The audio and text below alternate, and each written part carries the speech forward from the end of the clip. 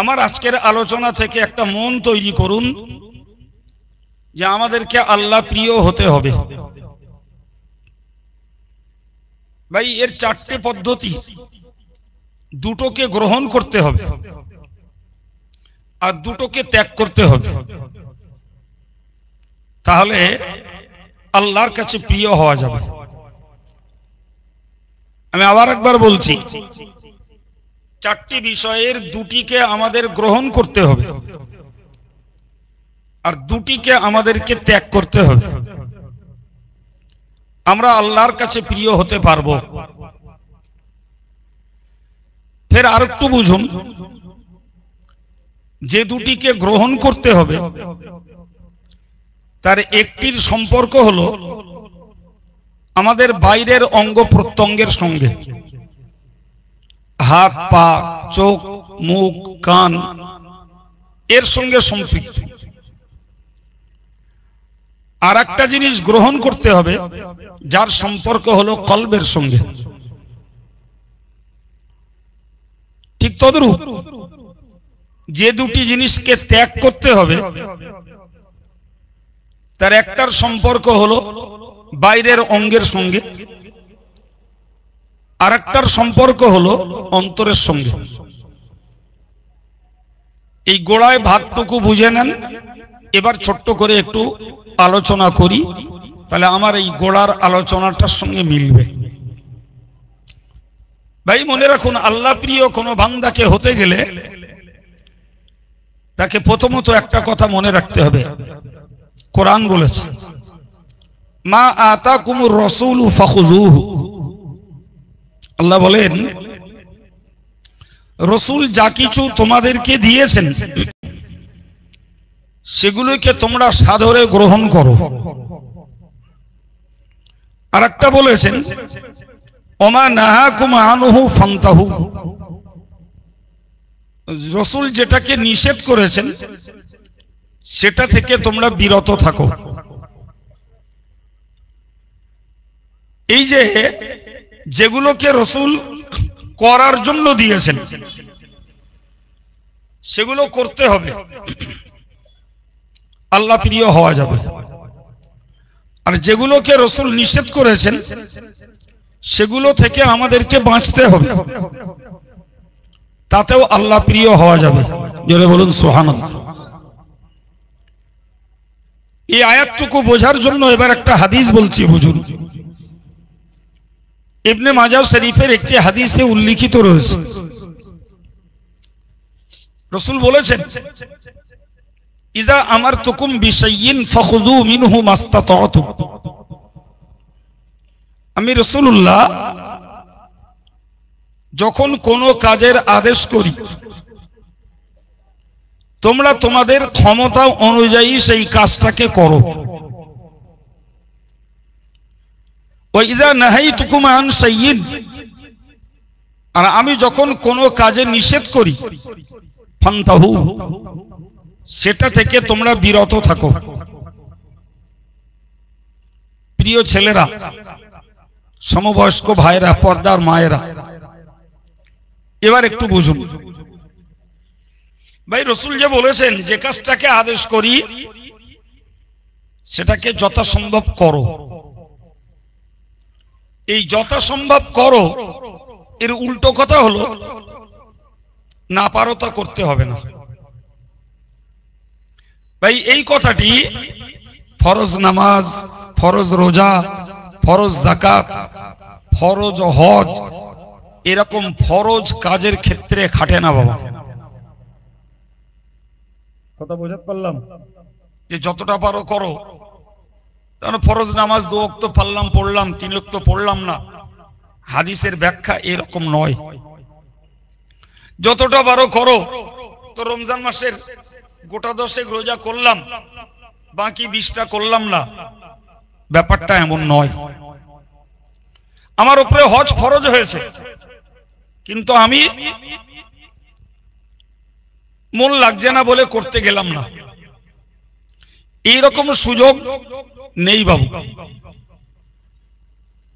যে মানুষটার উপরে যাকাত ফরজ, তো তিনি মন করলেন তার 10,000 টাকা যাকাত হয়েছে, তো তিনি 2,000 টাকা দিলেন, আর 2,000 টাকা আর 8,000 টাকা যাকাত তিনি দিলেন না। ভাই এই যতটা পারো করো, এই রকম হুকুম ফরজ, ওয়াজিব, সুন্নত এইগুলির ক্ষেত্রে খাটে না বাবা। তার মানে হলো ফরজও 16 আনা করতে হবে, ওয়াজিব কাজও 16 আনা করতে হবে, সুন্নত কাজগুলোকেও 16 আনা করতে হবে। ওইখানে আমাদের কারুরই কোনো সাবসিডি, কোনো সুযোগ কারুর নেই বাবু। কথা শুনতে পাচ্ছেন? মুখস্থ করে ফেলুন ভাই। একটি হাদিসে এসেছে যে হযরত আলী রাদিয়াল্লাহু আনহুকে নবী পাকের সাহাবীরা জিজ্ঞাসা করেছিলেন যে হাল খাসসালাকুম রাসূলুল্লাহ, হে আল্লাহর নবীর সাহাবী, হে আল্লাহর নবীর জামাতা, আল্লাহ পাক কি আপনাদের জন্য কোন বিশেষ ব্যবস্থা, শরীয়তের বিশেষ কোন হুকুম কিছু দিয়েছেন? তারা ভেবেছিলেন আলী যেহেতু রসুলের চাচাতো ভাই, আবার রসুলের জামাই, আবার রসুলের পরিবারের সদস্য, হয়তোবা নবী তার সাহাবীর জন্য বা পরিবারের জন্য কোন বিশেষ ছাড়ছড় কিছু দিলে দিতে পারেন। সম্মানিত ভাইরা আমার, হযরত আলী বলেছিলেন মা খাসসালানা রাসূলুল্লাহ সাল্লাল্লাহু আলাইহি ওয়াসাল্লাম, হে নবীর সাহাবীরা, ওগো উম্মতে মুসলিমা, আপনারা মনে রাখুন আমরা যদিও নবী পরিবারের সদস্য, নবীর ঘনিষ্ঠ মানুষ আমরা, কিন্তু আল্লাহ পাকের নবী আমাদের জন্য কোনো বিশেষ কোনো ব্যবস্থাপনা দেননি। ইল্লা মা ফি কিরাবি সাইফি হাযা, তবে একটা কথা আপনাদেরকে বলতে পারি, আমার ওই তলোয়ারের খাপের মধ্যে একটা চিরকুটি রয়েছে, ওই চিরকুটিটাতে কি আছে আমি এখনো দেখি নাই। ওইটাতে যদি কোনো স্পেশাল হুকুম থাকে তাহলে আলাদা, না হলে আজ অবধি আল্লাহর হাবিব আমাদের জন্য কোনো স্পেশাল ইবাদতও দেননি, আর কোনো বিষয়ে ছাড়ছড়ও দেননি। কথাটা বোঝা গেল? আল্লাহর নবী আমাদের জন্য শরীয়তে সবার জন্য যা হারাম, আমাদের জন্য এমন কোন বিষয়ের অনুমতি দেননি। আর সবার জন্য যেটা ফরজ, ওয়াজিব, সুন্নাত, আমাদের জন্য ওই রকম কোন আমলের সাবসিডিও দেননি। এবার বলুন, যদি নবী পরিবারের সদস্যদের জন্য করণীয় কাজে যদি সাবসিডি না হয়, আর বর্জনীয় কাজে যদি কোন শিথিলতা আল্লাহ পাকের নবী যদি না দেন, তাহলে আমরা সাধারণ উম্মত আমাদের জন্য ফরজ, ওয়াজিব, সুন্নত কাজে কোনো ছাড়ছড় হতে পারে বাবা? কিংবা হারাম জিনিস, সুদ বলুন, মদ বলুন, গান বলুন, নারীদের বেপর্দা বলুন, আর গালিগুলুজ বলুন, গীবত গেল্লা বলুন, কারোর জন্য এই বিষয়গুলিতে কোনো ছাড় আছে বাবু? যে পীর সাহেব যদি কাফের বলে ফতোয়া দেয়, পীর সাহেব বলতে পারে, ভক্ত যদি কাউকে শয়তান বলে নাউজুবিল্লাহ বলতে পারে, এরকম কোন স্পেশালিটি কারোর জন্য নাই বা।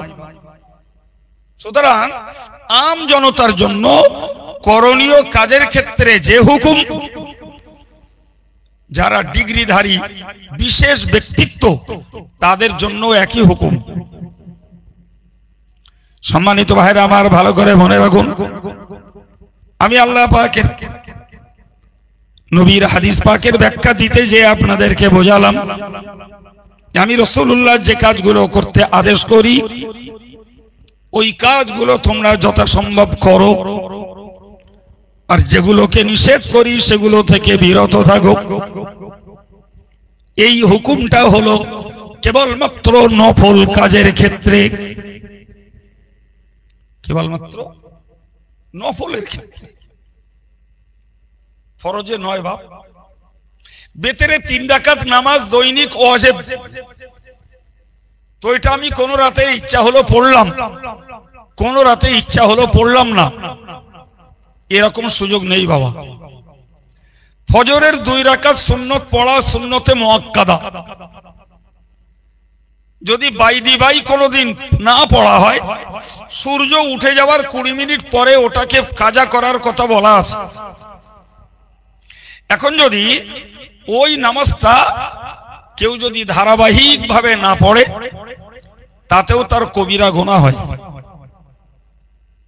কথা বুঝতে পারছেন ভাই? উজু করার সময় মিসওয়াক করা, এটা সুন্নতে মুআক্কাদা, মজবুত সুন্নাত। এটাকে যদি কেউ ইচ্ছা করে ছেড়ে দেয়, কোনদিন বাদ গেছে আলাদা কথা, কিন্তু মূলত মিসওয়াকটা করেন না, এতে কবিরা গুনাহ হয়। আর এই দোষটা আমাদের মধ্যে বিরাট আছে।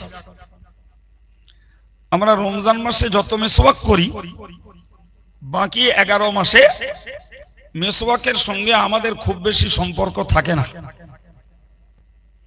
তো আমি আপনাকে ঘুরিয়ে মাথায় ঢোকাতে চাইছি, তাহলে ফরজ কাজে ছাড় নাই, ওয়াজিব কাজেও ছাড় নাই, সুন্নতে মুআক্কাদার কাজেও ছাড় নাই। এবারে যদি নফলের ক্ষেত্রে ধরি, ওইখানটায় নবীর ওই হাদিসটা প্রযোজ্য যে যতটা পারো করো। সম্মানিত ভাইরা আমার, আপনি দৈনিক নফল নামাজ যতটা পারেন পড়তে পারেন, বছরে নফল রোজা যখন তখন আপনি করতে পারেন, নফল দান আপনি যখন ইচ্ছা তখন করতে পারেন, নফল জিকির আপনি করতে পারেন, নফল তাসবিহ তেলাওয়াত আপনি করতে পারেন। যিনি যত করবেন তার সওয়াবের পরিমাণ তত বেড়ে যাবে, জোরে বলুন। কিন্তু যদি কেউ না করেন, তার গুনাহ হবে না। এই জন্যই নবী বলেছেন যতটা পারো ততটা করো। দেখবেন বাবা, অনেকে আসরের আগে 4 রাকাত সুন্নত পড়ে, এশার নামাজ ফরজ নামাজের আগে 4 রাকাত সুন্নত পড়ে। কোনদিন নজরে পড়িনি এরকম কারো? এই সুন্নতটা একে বলা হয় গায়ের মুআক্কাদা, মানে ফজরের 2 রাকাত সুন্নতের তুলনায় এই সুন্নতের হুকুমটা হালকা, ফলে এটা নফলের সমতুল্য। যারা পড়েন তাদের সওয়াব হয়, যারা পড়েন না তাদের গুনাহ নাই। কথা বোঝা গেল? তবে একটা মশলা এক্সট্রা জেনে রাখুন, এই আসর এবং এশার 4 রাকাত সুন্নত যারা পড়তে চায়, তাদের 2 রাকাতের পরে যে বৈঠক করতে হয়, ওই বৈঠকে আত্তাহিয়াতু পড়ার পরে দরুদ শরীফ পড়তে হবে, তারপরে 3 রাকাতের বেলা উঠবেন। মশলাটা বোঝাতে পারলাম? ঠিক বুঝলেন না? হ্যাঁ, না বুঝলে বুঝে নেওয়া দরকার। 4 রাকাত সুন্নত, তো 4 রাকাত নামাজে আমাদের কি করতে হয়? আত্তাহিয়াতু পড়ার পরে 3 রাকাতের জন্য দাঁড়াতে হয়, তাই না বাবু? কিন্তু এই এশার আগের আর আসরের আগের ওই 4 রাকাত সুন্নত যদি পড়তে হয়, তাহলে এই প্রথম বৈঠকে আত্তাহিয়াতুর পরে দরুদ শরীফটাও পড়ে ফেলতে হবে। একবার আত্তাহিয়াতু পড়া হয়ে গেল, টানা দরুদ শরীফ পড়ে দিলাম, এইবারে তাকবীর দিয়ে 3 রাকাতের বেলায় উঠতে হবে। আর বুঝতে বাকি আছে? এটা এক্সট্রা হুকুম, ওই 4 রাকাত এশার আর আসরের আগে পড়ার জন্য। এটা অতিরিক্ত জানার জন্য বললাম, আমার মূল সাবজেক্ট অন্য জায়গায়। মূল সাবজেক্ট কি? আল্লাহ প্রিয় হওয়ার জন্য যত ফরজ ওয়াজিব সুন্নত কাজ আছে, চাই সে নামাজ হোক, রোজা হোক, হজ হোক, যাকাত হোক, যেটাই হোক, এইগুলির কোনোটাতেই আমাদের ছাড় নাই বাপ। এগুলো বাদ দিয়ে কেউ আল্লাহ প্রিয় হয় না। এরপরে যারা নফল নামাজ পড়বেন, নফল রোজা করবেন, নফল জিকির করবেন, নফল তাসবিহ যারা পড়বেন, নফল তেলাওয়াত যারা করবেন, ওই মানুষগুলো তত বেশি আল্লাহ পাকের ঘনিষ্ঠ হয়ে যাবে। সুবহানাল্লাহ। যিনি যত পড়বেন তত আল্লাহ প্রিয় হবে। এটা গেল বাহ্যিক এই অঙ্গগুলোর কাজ। নামাজ পড়তে হয় অঙ্গ দ্বারা, রোজা রাখতে হয় না খেয়ে, যাকাত দিতে হয় হাড় ভাঙা খাটটি টাকা কামাই করে, হজ করতে হয় যেমন টাকা ঢালতে হয় তেমন কষ্টও করতে হয়। তাহলে এই কাজগুলো সব হয় মানুষের হাত, পা, চোখ, জবান, কান এইসব অঙ্গের দ্বারায়। হে সম্মানিত ভাইরা আমার, মায়েরা, মনে রেখে দিন, ঠিক এই অঙ্গের দ্বারাই আর এক পর্যায়ের উল্টো কাজ হয়। যেমন সুদ খাওয়া, যেমন মদ খাওয়া, যেমন হারাম খাদ্য খাওয়া, যেমন মনে রাখুন কান দ্বারা গান শোনা, জবান দ্বারা মিথ্যা কথা বলা, গীবত করা, চুগলি করা, এ কাজগুলো সব বাইরের অঙ্গের খারাপ কাজ। পায়ে চলে আমি খারাপ জায়গায় যেতে পারি, হাত দিয়ে আমি অন্যায় কাজ করতে পারি। তাহলে এই অঙ্গগুলোর দ্বারা এক শ্রেণীর কাজ হয় যাতে সওয়াব হয়, আর এক শ্রেণীর কাজ হয় যাতে পাপ হয়। ঠিক না ভুল? আল্লাহর কাছে যদি প্রিয় হতে হয় কাউকে, সে বুড়ো বুড়ি হোক, যুবক যুবতী হোক, যেই হোক, আল্লাহর কাছে প্রিয় হতে গেলে এই বাহ্যিক অঙ্গের করণীয় কাজটাকে করা লাগবে, আর বর্জনীয় কাজটাকে বাদ দেওয়া লাগবে।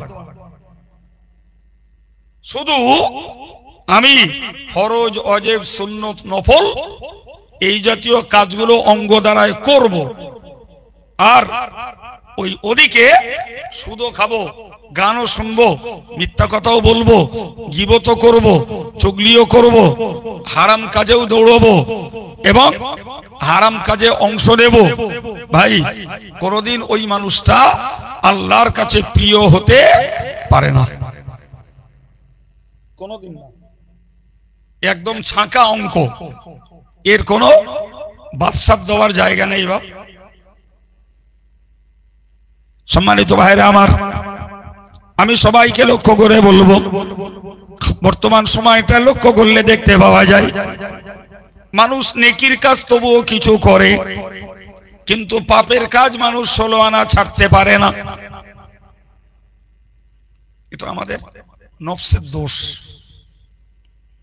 আল্লাহ পাক কোরআন শরীফে বলেছেন, ইন তাজতানিবু কাবাইরা মা তুনহাউনা আনহু নুকাফির আনকুম সাইয়্যাতিকুম ওয়া নুদখিলকুম মুদখালান কারীমা।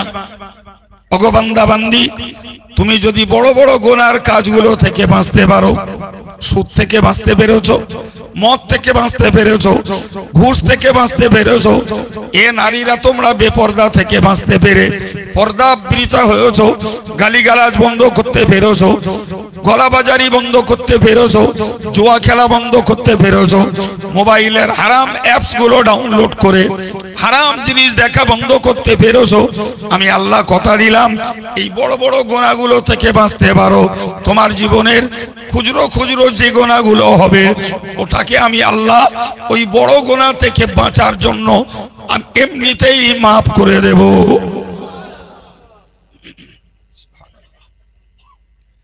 তাই বড় গুনাহ থেকে বাঁচতে পারলে কিছু ফাও উপকার পাওয়া যাবে, ছোট গুনাহগুলোকে আল্লাহ এমনিতেই মাফ করে দেবেন।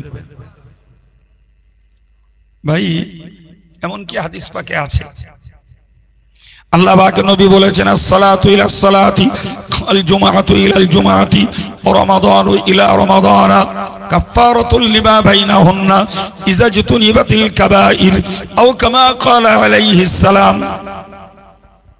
নবী বলেন, যে লোকটা জোহরের নামাজ পড়েছে ধরে নেন, এবার পরে আবার আসর পড়েছে, মাঝখানের যে গুনাহ হবে, যে লোকটা আজকের জুমার নামাজ পড়েছে আবার সামনের জুমার দিনে নামাজ পড়বে, এর মাঝখানে যে গোনা হবে, গত বছর রোজা রেখেছিল রমজান মাসে, আবার আগামীতে রমজান আসছে রোজা রাখবে, মাঝখানে যে গোনা হবে, আমার আল্লাহ বললেন বান্দারে যদি তোমরা বড় বড় গোনাগুলি থেকে বাঁচতে পারো, এই নামাজের বিনিময়ে এই ফাঁকে ফাঁকে যে গোনাগুলো হবে ওই গোনাগুলোকে আমি আল্লাহ এমনিতেই মাফ করে দেব। তবে বড় গোনা থেকে বাঁচা লাগবে।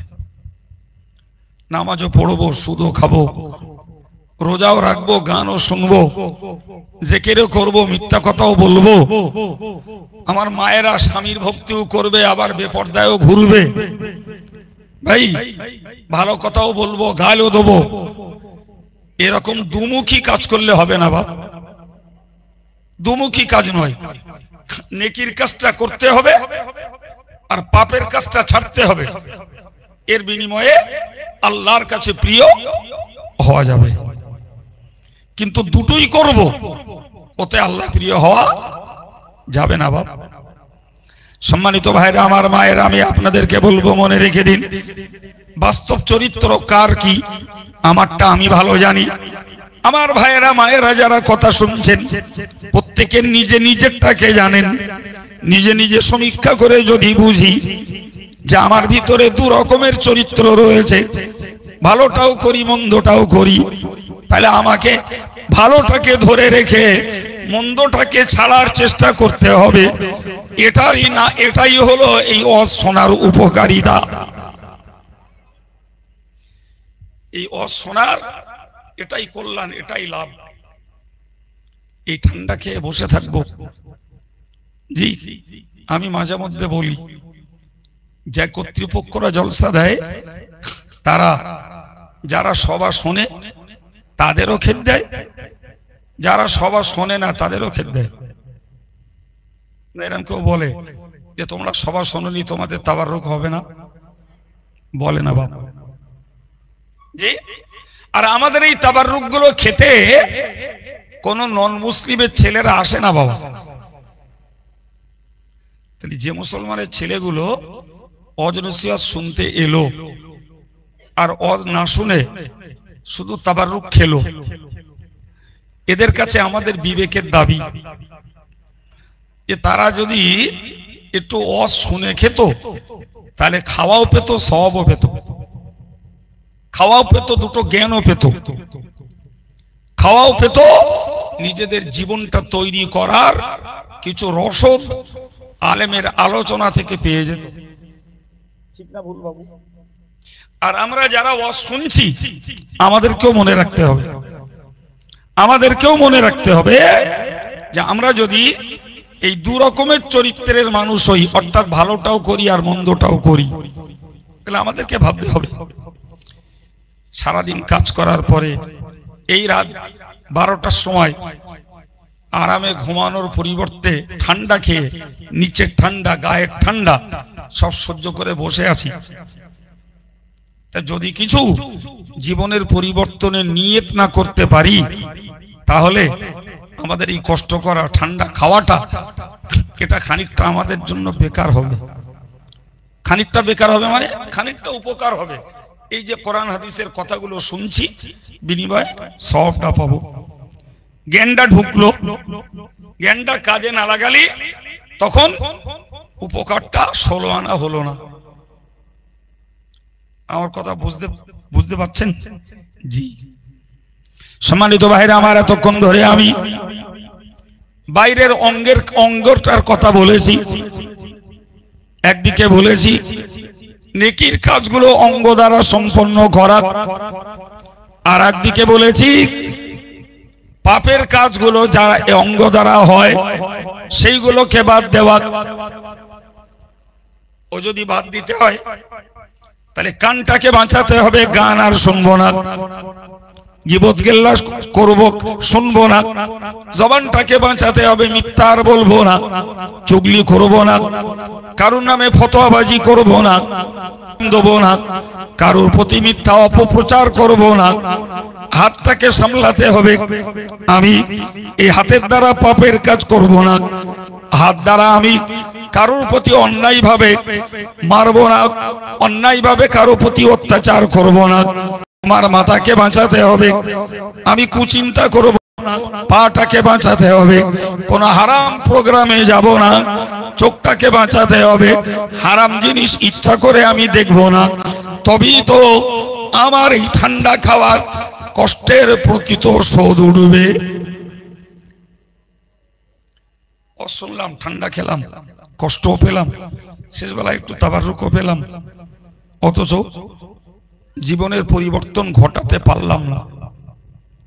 বাবা, তাহলে সত্যি কি আমাদের পরকালের জন্য লস হচ্ছে না?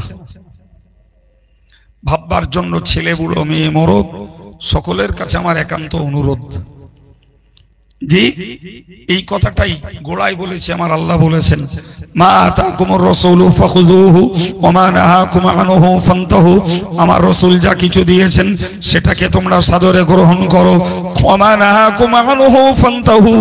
আর আমার নবী যেটা নিষেধ করেছেন সেইটা থেকে তোমরা বিরত থাকো।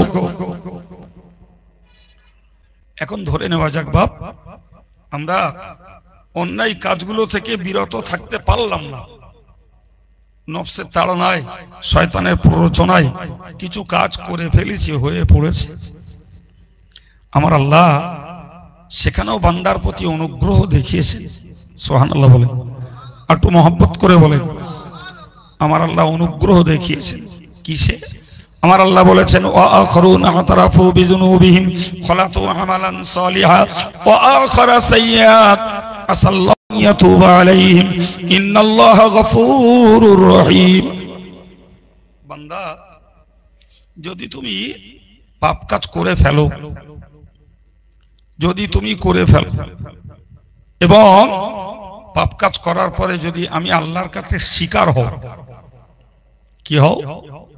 শিকার হও, আল্লাহ আমি একটা মিথ্যা কথা বলে ফেলেছি, আল্লাহ আমি এক গাল হারাম খেয়ে ফেলেছি, আল্লাহ আমি একটা গাল দিয়ে ফেলেছি, আল্লাহ আমি 5 টাকা সুদ খেয়ে ফেলেছি, আল্লাহ আমি আজকে একটা গান শুনে ফেলেছি। এর নাম শিকার হওয়া। আল্লাহ আমি তোমার কাছে শিকার হচ্ছে, তুমি আমায় মাফ করে দাও। আমার আল্লাহ বললেন, যারা নেকিও করে পাপও করে, আর পাপ হয়ে যাওয়ার কারণে আল্লাহর কাছে শিকার হয়, আল্লাহ বললেন আসাল্লাহু ইয়াতুবা আলাইহিম, আশা করা যায় আল্লাহ পাক তাদের তওবাকে, ক্ষমা চাওয়াকে কবুল করে নেবেন। তাহলে আরেকটা জিনিস শিখলাম যে পাপ করার পরে আমাদেরকে শিকার হতে হবে। আমার কাছে না বাবা, হাই সাহেবের কাছে না, শিকার হতে হবে আল্লাহর কাছে। এই মনটা যদি আমাদের তৈরি হয় যে আমি পাপ করেছি, তার জন্য আল্লাহর কাছে আমি শিকার হব।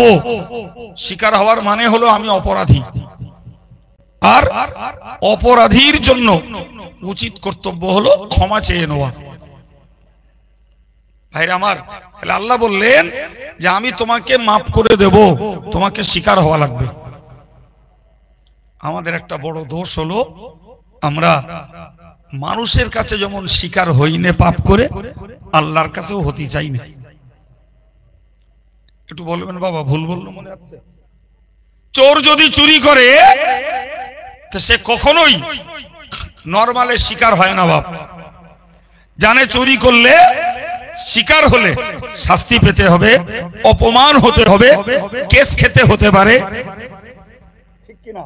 সুতরাং চোর কখনো মানুষের কাছে চুরির দায় স্বীকার করে না বাবু। আর ওই শিকার মানুষের কাছে না করতে করতে মনটা এমন হয়ে যায় যে আল্লাহর কাছেও আর স্বীকার হয় না। কথা মনের সঙ্গে খাটছে বাপ? এই হ্যাঁ না বলেন, মনের সঙ্গে খাটছে কথা? ওই যে বদ অভ্যাস তৈরি হয়েছে, মানুষের কাছে স্বীকার হয় না, বদ অভ্যাস হয়ে গেল আল্লাহর কাছেও। সম্মানিত ভাইরা আমার, ও বান্দা, তুমি মানুষের কাছে অপরাধ স্বীকার হওনি, মান সম্মানের তাগিদে সামাজিক লাঞ্ছনার অপমান হতে হবে এই ভয়ে। কিন্তু এই বদ অভ্যাসের কারণে যদি আল্লাহর কাছেও তুমি অস্বীকার যাও, সেটা তো বিপজ্জনক। ওইটা তো চলবে না বাবা। লোকের কাছে না হয় ঠেলা গুতো করে সবকিছু করলে, তর্ক বিতর্ক করে নিজে সাধু হলে বাবা, কিন্তু আল্লাহর কাছে হতে পারবে তো? জি, এই ভয়টা আমাদের কম। ফেরাউন জানে আমি খোদা নই, আমি রব নই, আমি প্রতিপালক নই, এটা ফেরাউন ভালো জানে।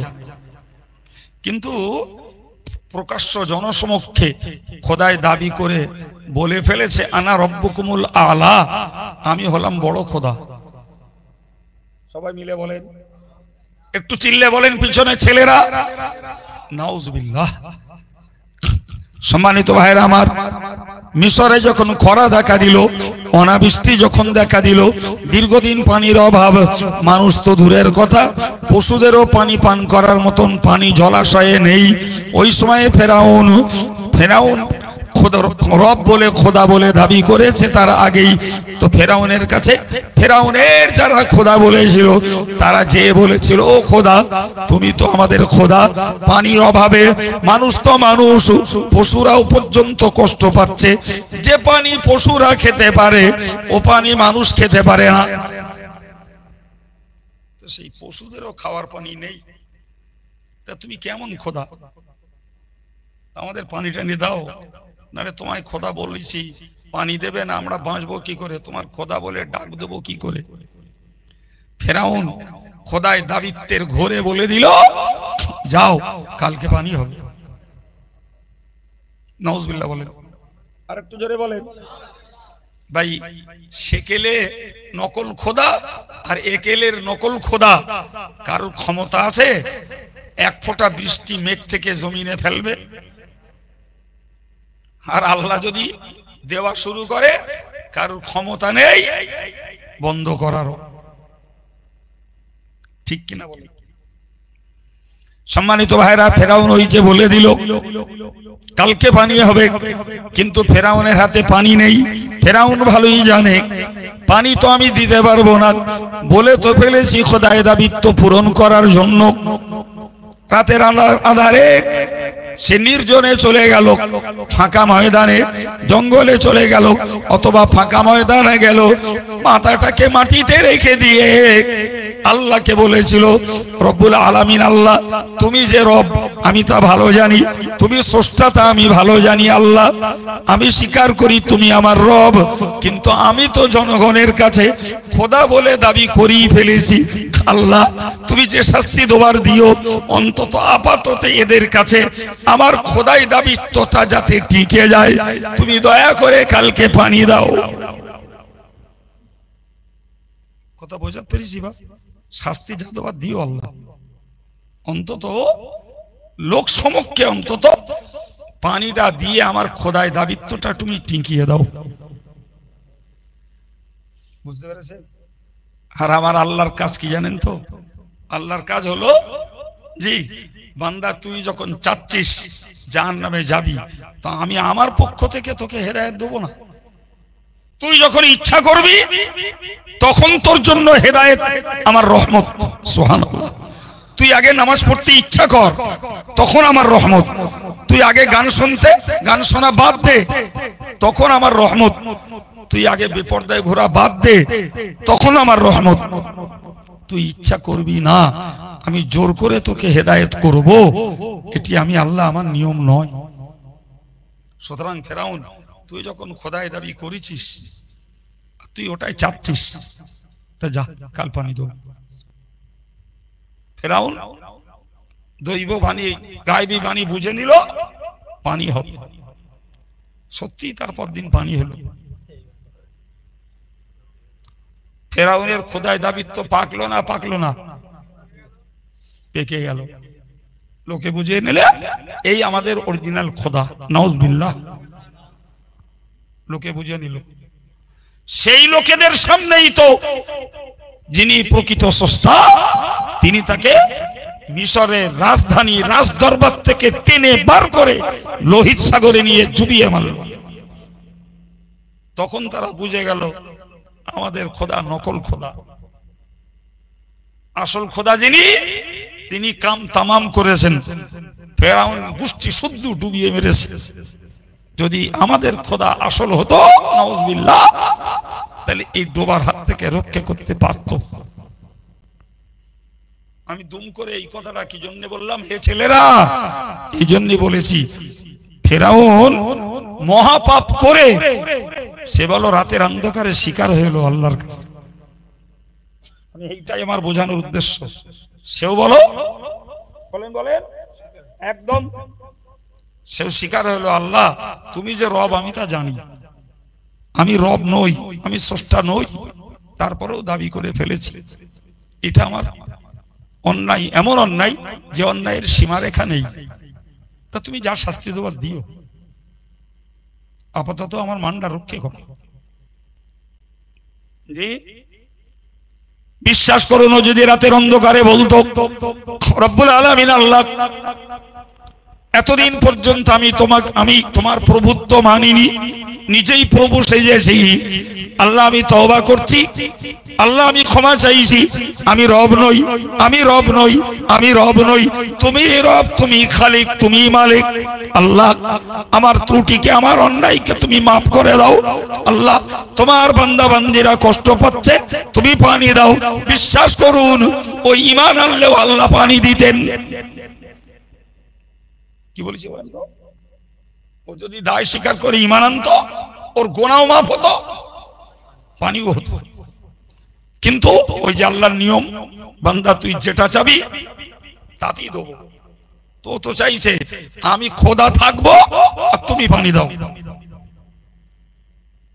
আল্লাহ বলে ঠিক আছে নে।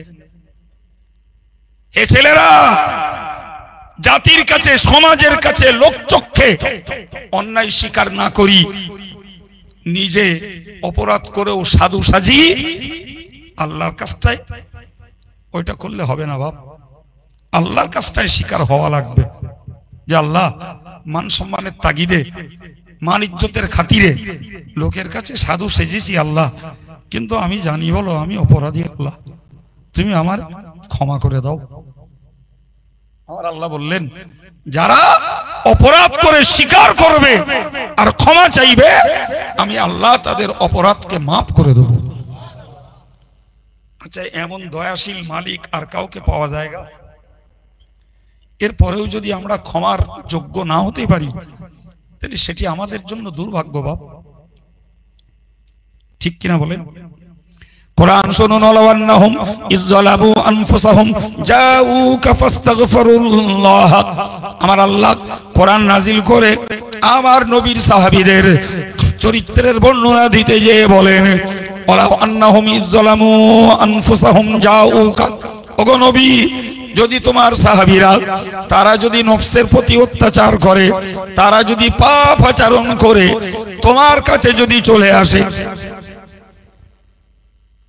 এসে আমি আল্লাহর কাছে ক্ষমা চাই, তোমাকে সাক্ষী রেখে দিল, ওগো আল্লাহর নবী আমি ব্যভিচার করে ফেলেছি, ওগো আল্লাহর নবী আমি চুরি করে ফেলেছি, ওগো আল্লাহর নবী আমি রোজা নষ্ট করে ফেলেছি, জি হে আল্লাহর নবী আমি মদ খেয়ে ফেলেছি। উদাহরণস্বরূপ যে ধরনের কাজ করত, ডাইরেক্ট নবীর কাছে এসে স্বীকার হয়ে যেত। সুবহানাল্লাহ, নবীর কাছে এসে স্বীকার হয়ে যেত। বিশ্বাস করুন, প্রচুর সাধারণ ছেলে আছে, আমি তো এক নিজে মহাপাপী, তারপরেও অনেক যুবক ছেলে, অনেক বৈষয়িক মানুষ এসে স্বীকার হয়, হুজুর এই পাপটা করেছি, এখন বাঁচার উপায় কি? এটাই সাহাবাদের সুন্নাত। সাহাবারা যেতেন নবীর কাছে। আজকে নবীর যুগ নাই, নবীর গোলাম আলেমদের যুগ। আলেমের কাছে যে বলে, হুজুর আমি অপরাধ করেছি, এখন উপায় কি? বিশ্বাস করুন, আমার কাছে আসে মানে আমি সাধু নই, বরং মনে রেখে দেওয়া দরকার আমার ঊর্ধ্বতন ওস্তাদ বেঁচে আছে, আমার ঊর্ধ্বতন ওস্তাদ বেঁচে আছে, কিংবা আমার ঊর্ধ্বতন শায়েখ বেঁচে আছেন। আমি যদি অপরাধ কিছু করি, আমার উচিত কর্তব্য হলো সেখানটায় যে স্বীকার হয়ে বলা, হুজুর আমার দ্বারায় এই অপরাধটা হচ্ছে, এ থেকে কি করে বাঁচতে পারি, আমায় একটু সাজেশন দেন। এটাই সুন্নাত, এটাই কি সুন্নাত। প্রিয় ভাইরা আমার, নবীর সাহাবীরা পাপ করে ফেললে নবীর কাছে যেতেন, আর যে আল্লাহর কাছে ক্ষমা চাইতেন। গেছেন নবীর কাছে, ক্ষমা চাইছেন কার কাছে? এই কথা বলেন, কার কাছে? জোরে বলেন। গেছে নবীর দরবারে আর ক্ষমা চাচ্ছেন, কারণ নবী হলেন ওসিলা, ক্ষমা করার মালিক রাসূল নন, ক্ষমা করার মালিক আল্লাহ। তাই নবীকে মিডিয়া ধরে সাহাবায়ে কেরামেরা আল্লাহর কাছে ক্ষমা চাইছেন। আল্লাহু আকবার। যখনই কোন সাহাবী পাপ করে নবীর কাছে যে ক্ষমা চাইতেন, আস্তাগফার লাহুমুর রাসূল, আল্লাহু আকবার, নবীও ওই পাপিষ্টের জন্য আল্লাহর কাছে ক্ষমা চাইতেন। আল্লাহু আকবার। আমার আল্লাহ বললেন, নবী হে তুমি মনে রাখো, যদি তোমার কোনো উম্মত কেউ যদি গুনার কাজ করে, কেউ যদি গুনার কাজ করে এবং আমি আল্লাহর কাছে যদি ক্ষমা চাই, আর তুমিও যদি তার জন্য ক্ষমা চাও, লাওয়াজাদুল্লাহ তাওয়াবার রহিমা, অবশ্যই তুমি আমি আল্লাহকে পেয়ে যাবে, আমি যেমন দয়াশীল তেমন ক্ষমাকারী। তাহলে ওই মানুষগুলো সিস্টেম ঠিক আছে, যারা পাপ করলো, পাপ করে আমার মতো নগণ্যের কাছে হোক কি তার চিন্তার আর একজন কোন ভালো মানুষের কাছে হোক শিকার হলো, জি, তো তেনারও যেমন নিজের ক্ষমা চাওয়া দরকার, তেমন যার কাছে যায় তারও উচিত ওই লোকটার জন্য ক্ষমা চাওয়া। আল্লাহ, মানুষটা যখন শিকার হয়েছে তুমি তাকে মাফ করে দাও। সুবহানাল্লাহ বলেন। এটা নবীর সুন্নাত। এটা কি? জোরে বলেন, জোরে বলেন। নবীর সুন্নাত। জি, ব্যক্তিগতভাবে কেউ যদি মানুষের কাছে পাপ করে, মানুষের কাছে কেউ যদি অন্যায় করে, এবার লোকটা ভুল বুঝতে পেরে সম্মিত ফিরে পেয়েছে, ধাতস্থ হয়েছে, সেই মানুষটার কাছে যে ক্ষমা চাইল, এও হয় না? হয় না? আমি হাই সাহেবের কাছে একটা অন্যায় করেছি, তা হাই সাহেবের কাছে ক্ষমা চাইলাম, হাই সাহেব সেদিন আপনার এরম বলিলাম, আমার মাফ করে দেবেন। হাজি সাহেবের উচিত কাজ হলো, আল্লাহ আমি তোমার এই বান্দাকে মাফ করে দিলাম, আল্লাহ তুমিও মাফ করে দাও। সুবহানাল্লাহ বলেন। স্বামী স্ত্রীর মাঝে মনোমালিন্য হয়, কখনো স্ত্রী স্বামীর কাছে অপরাধ করে, কখনো স্বামী স্ত্রীর কাছে হয়তো অপরাধ করে বসে, নিজেদের ঘরের ব্যাপার। স্বামী যদি অপরাধ করে, যতই স্ত্রী হোক না কেন, কিয়ামতের ময়দানে তো শত্রুর ব্যবহার করবে। তাই উচিত কর্তব্য স্বামীর কাছ থেকে ক্ষমা চেয়ে নেওয়া, দেখো সেদিন তোমার প্রতি এই আচরণটা করেছিলাম, তুমি আমায় মাফ করে দাও। স্ত্রী স্বামীকে বলল, আমি মাফ করে দিলাম, আল্লাহ তুমিও আমার স্বামীকে মাফ করে দাও। কিংবা স্ত্রী স্বামীর কাছে অন্যায় করেছে, স্বামীর পায়ে ধরল, আমি অন্যায় করেছি, তোমার প্রতি একটা অসম্মানজনক কথা বলেছি, তুমি আমায় মাফ করে দাও। স্বামীর উচিত কর্তব্য হলো স্ত্রীর ব্যাপারে আল্লাহর কাছে আপিল করা, আল্লাহ আমি আমার স্ত্রীকে মাফ করে দিয়েছি, তুমিও তাকে মাফ করে দাও। তো সাহাবী এবং নবীর সুন্নাত, কোরআন শরীফ থেকে আমরা শিখতে পারলাম যে নবীর কোন সাহাবী যদি অপরাধ করত, তাহলে নবীর দরবারে যে বলতো, আল্লাহ আমি অন্যায় করেছি, তুমি আমাকে ক্ষমা করে দাও। আল্লাহু আকবার। নবীও তার হয়ে বলতেন, আল্লাহ তুমি আমার এই সাহাবীকে, আমার এই উম্মতকে তুমি মাফ করে দাও। আল্লাহ বললেন, নবী তুমি যার জন্য ক্ষমা চাইবে, আমি আল্লাহ দয়াশীল হয়ে তাকে ক্ষমা করে দেব। আপনি বলবেন, হুজুর আজকে নবী তো নেই আমাদের মাঝে, ফলে সেই সুযোগটা আমাদের হারিয়ে গেছে। না বাবা, হারাইনি। নবী আজও কবর জমিনে তিনি পাপিষ্ঠ উম্মতের জন্য ক্ষমা চাইছেন। সুবহানাল্লাহ বলেন, আলহামদুলিল্লাহ বলেন।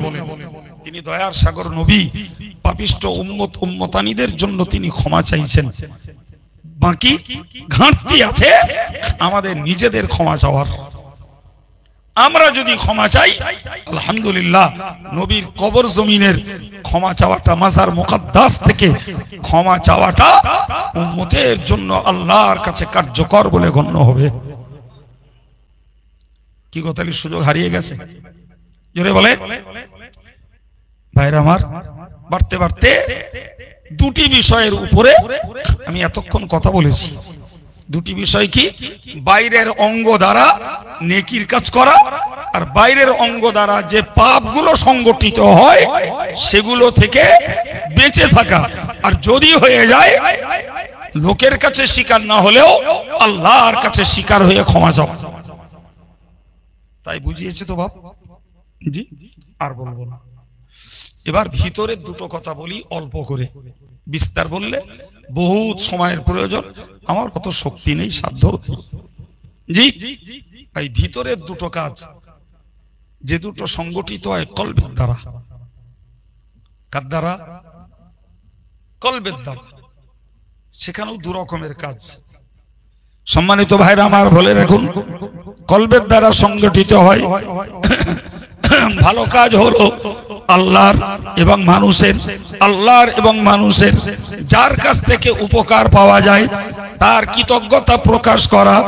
আরবি পরিভাষায় ওইটাকে বলা হয় শুকরিয়া আদায় করা। আল্লাহ আমাকে সুস্থ রেখেছেন, আলহামদুলিল্লাহ। আল্লাহ আমাকে খাওয়া দিচ্ছেন, আলহামদুলিল্লাহ। আল্লাহ আমাকে ব্যবসা বাণিজ্যে বরকত দিয়েছেন, আলহামদুলিল্লাহ। আল্লাহ আমার বিবি বাচ্চা পরিবারকে ভালো রেখেছেন, আলহামদুলিল্লাহ। এই আল্লাহর নিয়ামতের বিনিময়ে আল্লাহর গুণ গাওয়া, আল্লাহর প্রশংসা করাকে বলা হয় শুকরিয়া আদায় করা। এই কাজ কলবের কাজ, যেটা আমরা করি না, খুব কম মানুষ করে।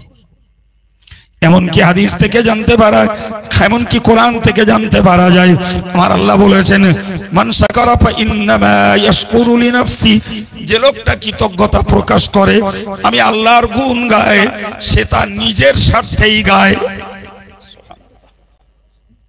আমার আল্লাহ বলেছেন, বান্দা তুমি যদি আমার গুণ গাও, লা ইন শাকারতুম লা আযীদান্নাকুম, আমি আল্লাহ তোমার জন্য আমার নিয়ামতকে বাড়িয়ে দেব। এমনকি মানুষের ব্যাপারে হাদিস পাকে এসেছে, রাসূলুল্লাহ বলেছেন মান লাম ইয়াশকুরিন নাসা লাম ইয়াশকুরিল্লাহ। নবী বললেন, যারা মানুষের কৃতজ্ঞতা প্রকাশ করে না তারা আল্লাহর কৃতজ্ঞতাও প্রকাশ করে না। মানুষের কৃতজ্ঞতার প্রথম নম্বরের ব্যক্তি হলো আব্বার মা। প্রত্যেক সন্তানের কাছে আল্লাহর পরে দুনিয়ার জমিনে যদি কারুর কৃতজ্ঞতা প্রকাশ করতে হয়, সেটি আব্বার আর মায়ের কৃতজ্ঞতা। ওই বাপ মার অকুণ্ঠ অবদান, মায়ের গর্ভে ধারণ করা, আব্বার রোজগার করে করে সন্তানকে প্রতিপালন করা, এর থেকেও অবদান সন্তানের প্রতি আল্লাহর পরে আর কেউ দেখায় না বাপ। জি, এরপরে যদি বুঝতে হয় তাহলে যে ও শিক্ষাগুরু, যে ওস্তাদ, সে বাংলার হোক আর আরবি লাইনের হোক, যার কাছ থেকে লেখাপড়া শিখে আমার মনুষ্যত্বের বিকাশ ঘটেছে, আমি চামড়ার মানুষ, গুণের মানুষ তৈরি হতে পেরেছি, ওই ওস্তাদদের গুণ গাওয়া। কিন্তু যাদের কপাল পড়ে ওস্তাদের বদদোয়া কুড়িয়ে বেড়ায়, এ আছে কপাল যারা পড়ে, যাদের পড়ে ওস্তাদের সঙ্গেও বিশ্বাসঘাতকতা করে। সমাজ জীবনে বলতে পারা যায়, আমি কোনো রোগে ভুগছিলাম, কেউ আমাকে সহযোগিতা করে ভালো ট্রিটমেন্টের ব্যবস্থা করতে আমার পাশে দাঁড়িয়েছে। আমি অর্থ সংকটে পড়েছিলাম, কেউ আমাকে দুটো টাকা পয়সা ধার দিয়ে আমাকে দাঁড় করানোর চেষ্টা করেছে। আমি কোনো বিপদে পড়েছিলাম, কেউ আমাকে উপকার করেছে। আল্লাহ পাকে নবী বললেন, মানুষের দ্বারাই মানুষ যদি উপকার পায়, ওই মানুষগুলোর কৃতজ্ঞতা যে প্রকাশ করে, ও আল্লাহর নিয়ামতের কৃতজ্ঞতাও প্রকাশ করে। যে মানুষের কৃতজ্ঞতা প্রকাশ করে না, ওর দ্বারাই আল্লাহর কৃতজ্ঞতাও প্রকাশ করা হয় না। একে আরবিতে বলে শুকরিয়া। কি বলে বাবা? এটা করতে হয় কলবের দ্বারাই। দ্বিতীয়, কলবের দ্বারায় আর একটা কাজ করতে হয়, সেটা হলো সবর, ধৈর্য। এই যে আপনারা ধৈর্য ধরে বসে আছেন, কেউ টাকা দেবে না, আমার তবু শ্রমিক, তেল খরচ, সময়ের বিনিময়ে কিছু দেবে, আপনাদের কেউ দেবে না। এই যে জ্ঞান নেওয়ার জন্য, সওয়াব নেওয়ার জন্য ধৈর্য ধরে বসে আছে। কঠিন শীতে ফজরের নামাজ পড়বেন, উঠে উজু করতে হবে, বড় ধৈর্যের দরকার। জ্যৈষ্ঠ আষাঢ়ে রোজা করতে হবে, ধৈর্যের দরকার।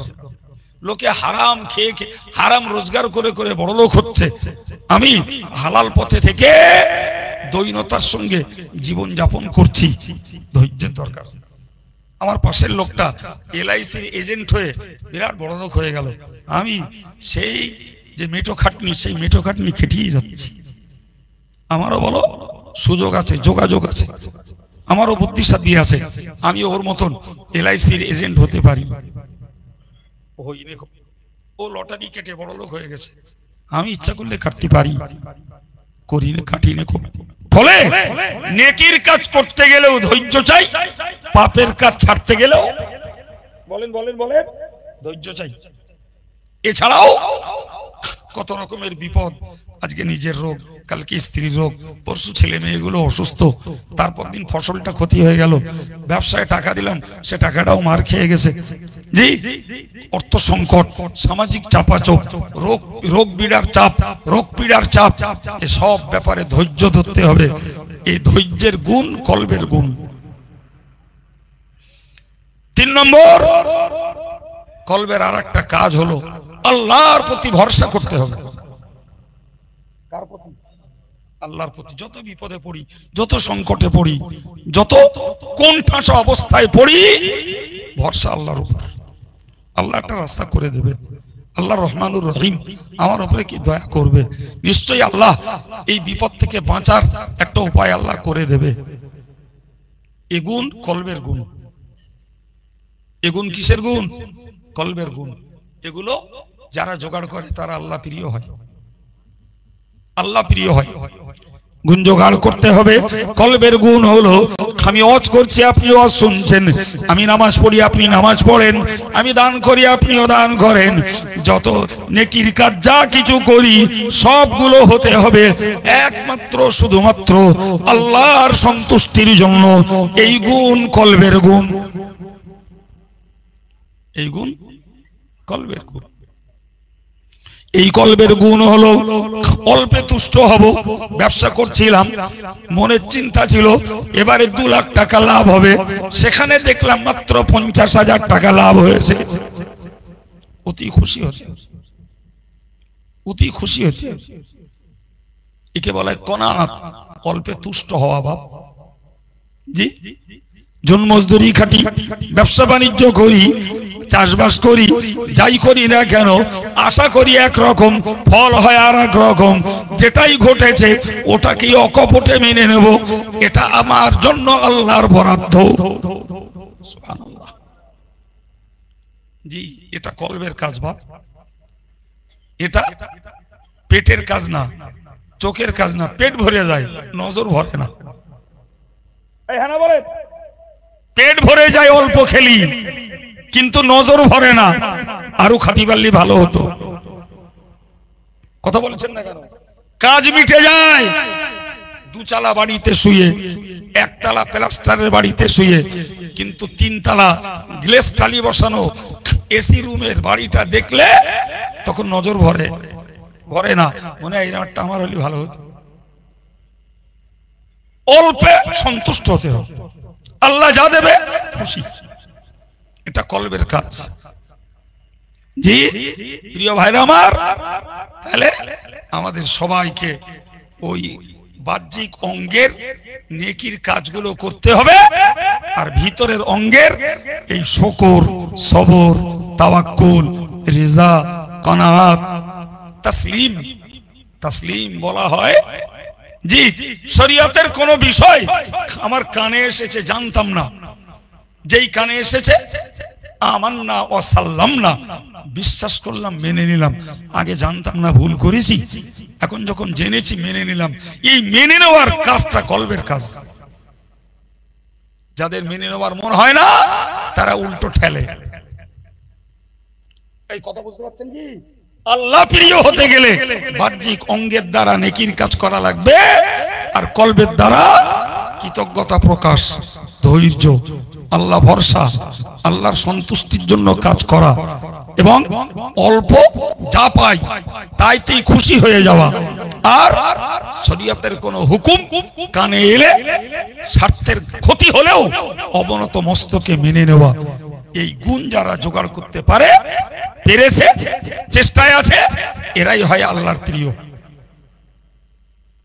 সুবহানাল্লাহ বলবেন জি।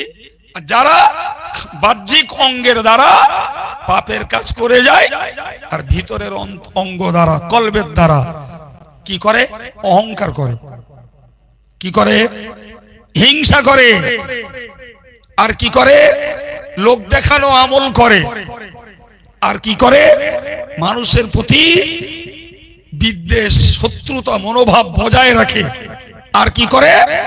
দুনিয়ার প্রতি অতিরিক্ত লোভ করে।